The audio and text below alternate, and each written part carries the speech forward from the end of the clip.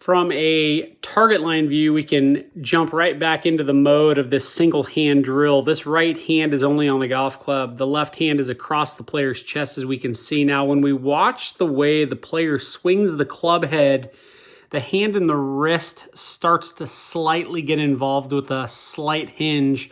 The right shoulder elevates, which means the torso is starting to turn in a subtle fashion as well. The club's then delivered back down in front of the player. The club shaft is in a very similar position to where it began.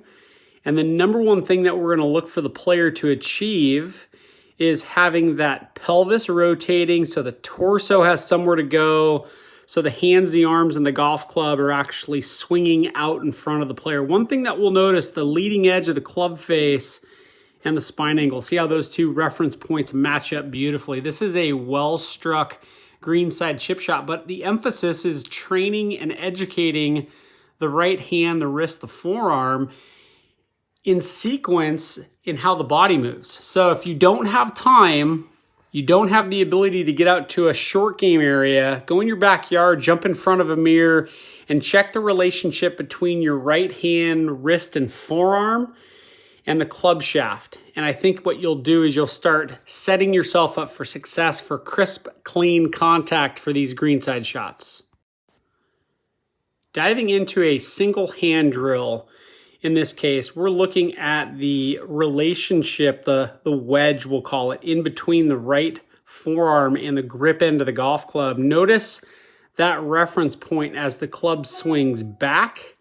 It's maintained.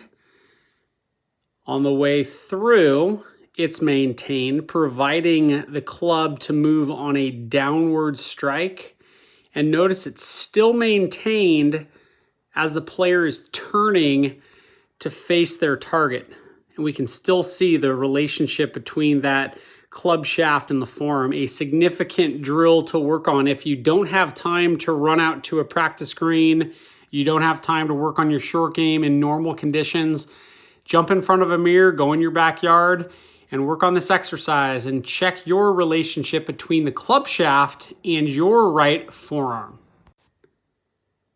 Diving into a greenside pitch shot where we now are faced with a 25, 30 yard carry.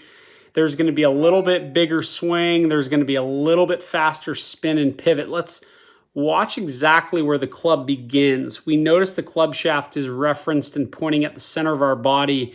We'll reference that at the point of impact, but notice where the hands, arms, and the golf club are at. One thing that I certainly like to see is the player's ability to match up the leading edge with their posture or their spine angle. And for the most part, we don't see a major manipulation early on in the takeaway. So now as the golf club changes directions and the club's moving back in front of the player, the hands, the arms, and the club shaft are just a touch lower.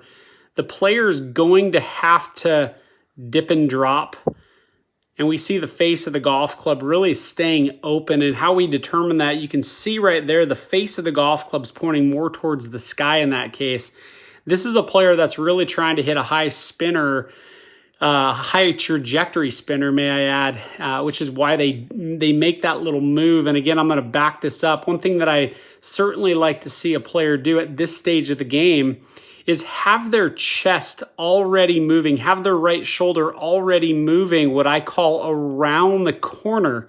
And what that does, it allows the eyes and the head to move in the direction that the ball's flying, but it needs to happen a little bit sooner. Okay, after all that success, single hand training, being greenside, now we're giving ourselves the challenge of a tight lie.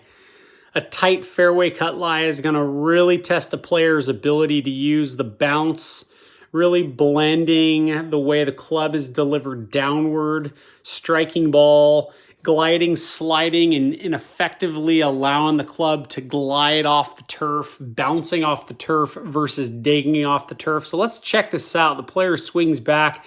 One thing that I like to see, and I'm going to stop the swing right there. Look at that ball position. It's definitely forward of center. Now that club on its way down to the ball. Notice on the way down to contact, the club shaft once again lines up beautifully with the player's lead arm. But this is what I really like to see with this type of player is the lead hip is moving, which allows for the club to continue around. The torso continues to turn. The body continues to turn. The feet are effectively being utilized. So the club is swinging around the player's left leg in this case. This is a fantastic blend, building the confidence, educating the hands, wrists, and arms, blending the pivot into the actual motion, and then increasing pivot speed so we can actually learn to hit shots different distances.